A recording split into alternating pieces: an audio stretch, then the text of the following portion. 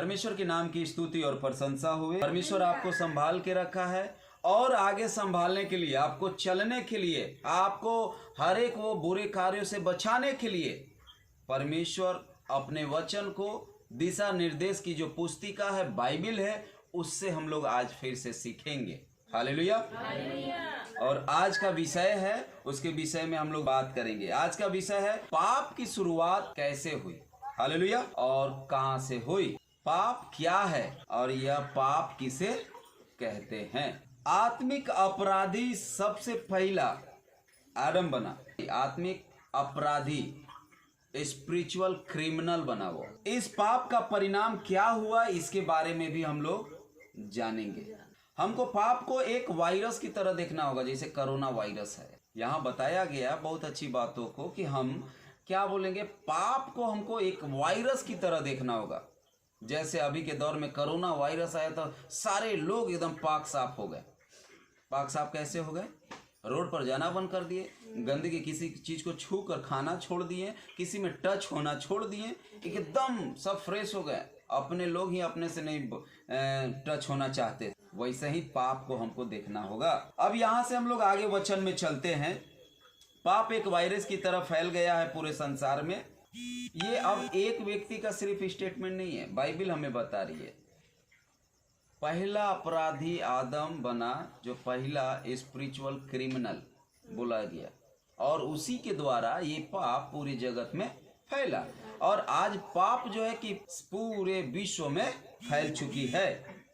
इस पाप के वायरस का एक ही काम है, वो सिर्फ चाहता है कि अपनी लालसा को पूरा करना। जितना भी गंदे काम हो, जितना भी हत्या, जितना भी गलत काम हो, उसको वो करवाना चाहता है। इसका एक ही मकसद है, वो अपनी लालसा को पूरा करना चाहता है। आइए हम वचन में देखते हैं, यूहन्ना का किताब 8 अध्याय 44 वचन को। तुम अपने पिता शैतान से हो और अपने पिता की लालसाओं को पूरा करना चाहते हो। वह तो आरंभ से हत्यारा है और सत्य पर स्थिर न रहा, क्योंकि सत्य उसमें है ही नहीं। जब वह झूठ बोलता तो अपने स्वभाव ही से बोलता है।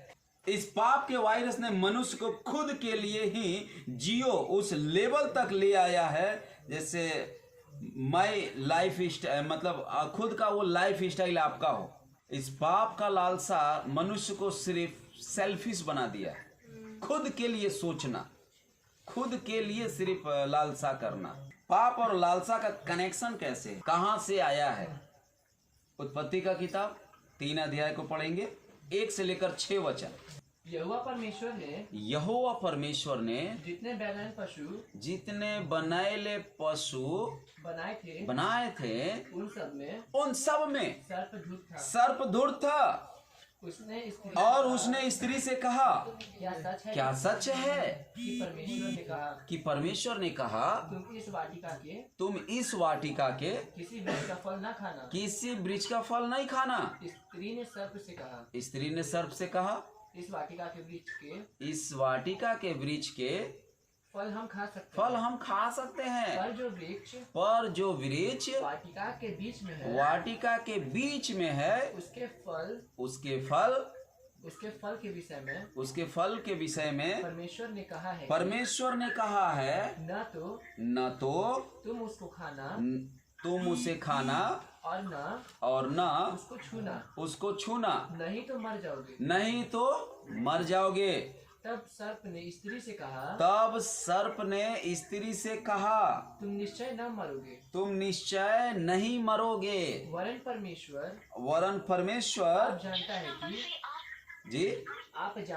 आप जानता है कि जिस दिन तुम उसका फल खाओगे उसी दिन तुम्हारी आंखें खुल जाएगी और तुम भले बुरे का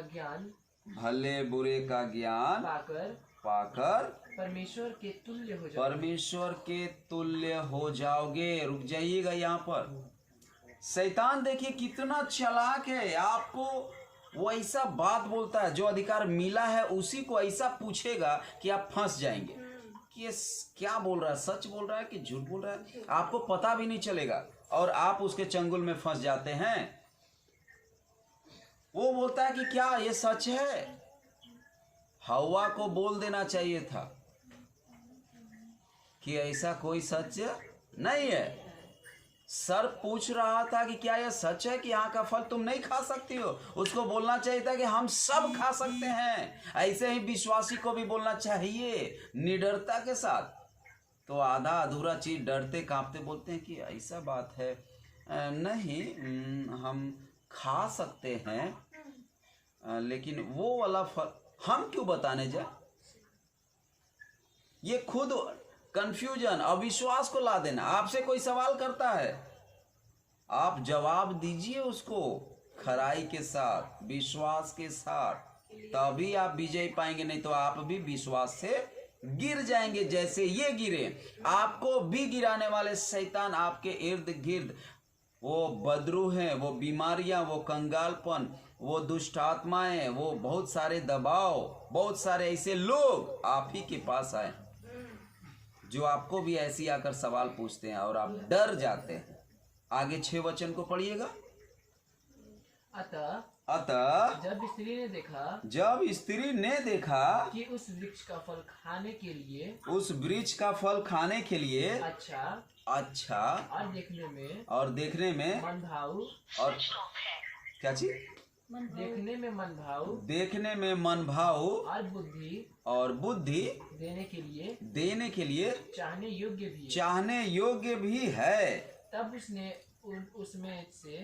उसने उसमें से उस वृक्ष के फल में से तोड़कर खाया और अपने पति को भी दिया। अब यहाँ बताते हैं, ये अपनी लालसाओं को पूरा करना चाहता है शैतान, और यहाँ पर इसको पूरा कराया। किस चीज से? आपके जीवन में भी आएगा। ऐसे ही परीक्षा यीशु के पास भी आया। यहाँ पर परीक्षा पड़ता है इसका।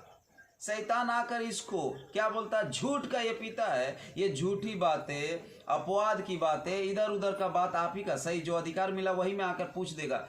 क्या ये सच है कि तुमको ये दुकान का पूरा क्या मिल गया है? अधिकार मिल गया है, सर्वे सर्वा तुम ही देखते हो। तो आपको बोलना चाहिए कि हाँ भैया पूरा अधिकार मिल गया है, जो आएगा हिसाब लेगा हम ही ना देंगे, हम तो मालिक तो अभी हम है ना। तो आप बोलते हैं कि हाँ मिला तो है, लेकिन इनका मालिक कोई और है। तो आकर बोल देगा कि अरे मालिक है, तुम सब कमा के दे रहे हो तो उसमें से अब चोरी करना शुरू कर दो। सैलरी तो मिल रहा था, ईमानदारी से आप खा भी रहे थे, जितना भी खा जाते मालिक आपको कुछ बोलने वाला नहीं था, क्योंकि आप ईमानदारी से काम कर रहे थे। लेकिन वो शक और डर और वो गलत चीजों को मन में डाल देगा, आपका लालसा दिखा देगा कि अभी अगर काम नहीं करोगे तो बुढ़ापा में तुम्हारा क्या होगा, अगर दुकान से निकाल देगा तो तुम्हारा क्या होगा, तुम्हारे बाल बच्चे हैं, तुम इतना मेहनत करते हो तो तुम्हारा शरीर ऐसी थक जाता है, इतना काम मत करो। ये कौन बताएगा? शैतान। और आप सुन लेते हैं और उसके चंगुल में फंस जाते हैं, और आप वैसा ही काम करते जैसे ये आदम और हव्वा की, और फिर वही पाप पति से भी वही फल को दी जिसको परमेश्वर ने मना किया था। ये सिर्फ झूठ का पिता है और ये अपनी लालसा पूरा करना चाहता है। ऐसे ही यीशु मसीह को भी जब भूख लगा तो वहां पर इसको परीक्षा में डाला। आंखों की अभिलाषा, जीविका का घमंड सब दिखाया, लेकिन हमारा प्रभु तो महान है। हालेलुया। वो उसकी हर एक बात को जानता है, और वो ही एक व्यक्ति, एक परमेश्वर हमारा यीशु मसीह इस पर विजय को पाया है। हालेलुया।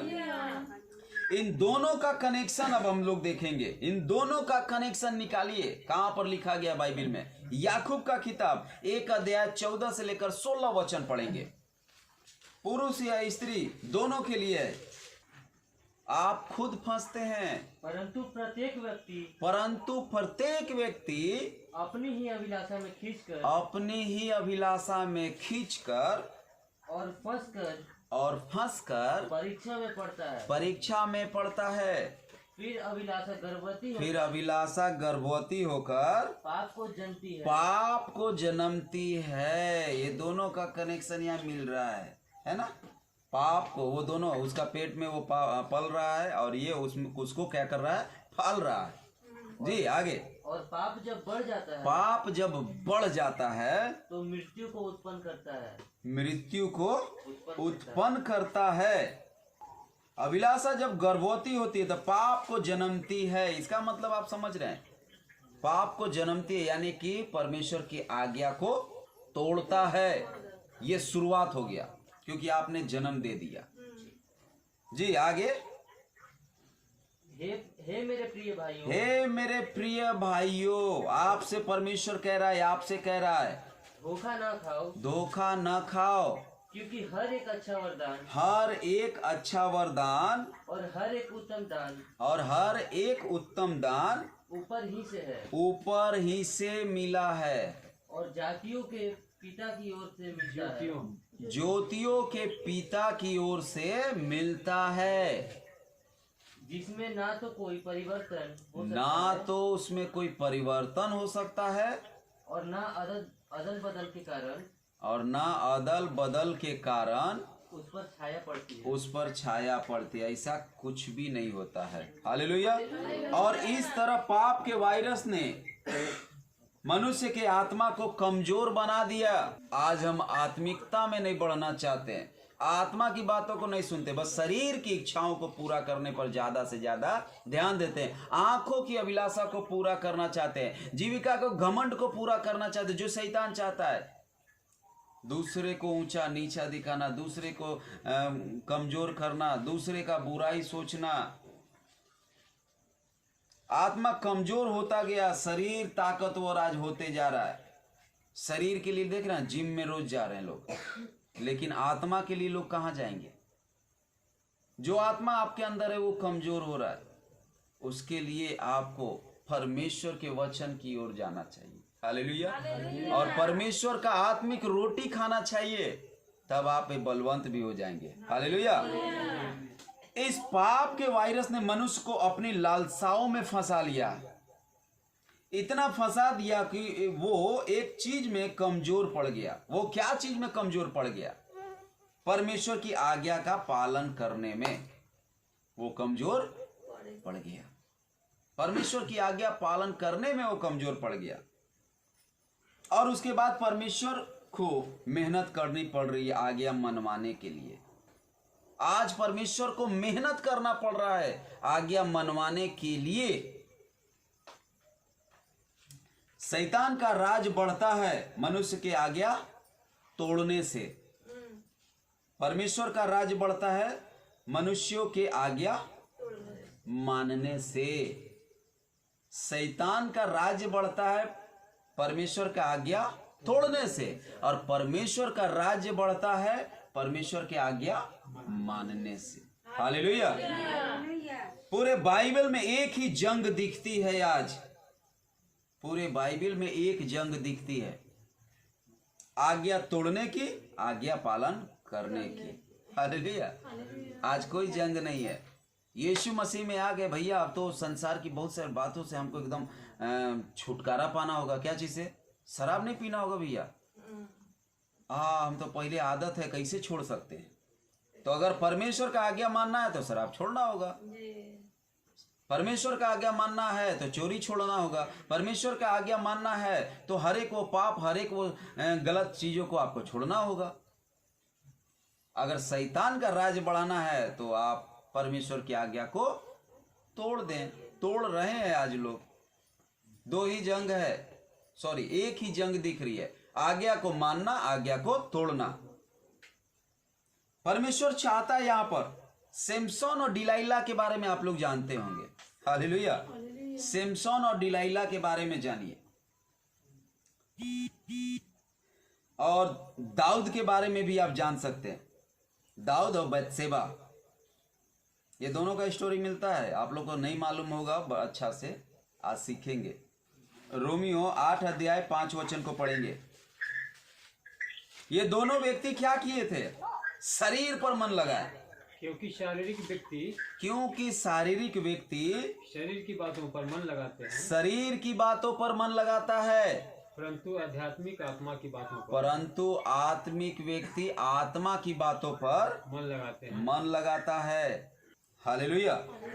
6ठा वचन को पढ़िएगा, आगे पढ़ते जाइएगा। शरीर पर मन लगाना तो मृत्यु है, शरीर पर मन लगाना तो मृत्यु है, परंतु आत्मा पर मन लगाना जीवन और शांति है। जीवन और शांति है। क्योंकि शरीर पर मन लगाना तो परमेश्वर से बैर रखना है। इनका रिलेशन टूट गया था, सिमसोन का इनका रिलेशन टूट गया था, दाऊद का। इन्होंने बहुत मिन्नतें मांगी, अपने आप को पश्चाताप, अपने आप को इतना तोड़ा, इतना गिराया नीचे, फिर जब तक वो अपने शरीर को मार कूट के एकदम वश में नहीं किए, परमेश्वर इनका नहीं सुना। क्योंकि न तो परमेश्वर की व्यवस्था के अधीन है, न तो परमेश्वर की व्यवस्था के अधीन है, और न ऐसा हो सकता है। 8 वचन तक जाएंगे। और जो शारीरिक दशा में है वे परमेश्वर को प्रसन्न नहीं कर सकते हैं। आगे और 13 वचन को पढ़िएगा। क्योंकि यदि शरीर के अनुसार दिन काटोगे, अगर आप शरीर के अनुसार दिन काटेंगे तो मरोगे, तो आप और हम मरेंगे। यदि आत्मा से देह की क्रियाओं को मारेंगे, अगर आत्मा से हम देह की क्रियाओं को मारेंगे तो जीवित रहेंगे, तो हम जीवित रहेंगे। हालेलुया। इसलिए कि जितने लोग परमेश्वर के आत्मा के चलाए चलते हैं वही परमेश्वर के पुत्र हैं। जितने आत्मा के चलाए चलते हैं वे ही परमेश्वर के पुत्र हैं।